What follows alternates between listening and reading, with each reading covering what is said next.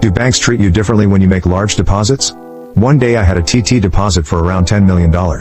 A few hours later I got a call from a personal banker asking if he could come around and buy me a coffee.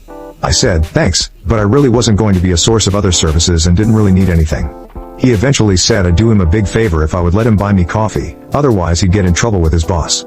We ended up being taken for lunch a few weeks later, me and my wife, at a top restaurant, with wine, etc. I never was a source of fees for them.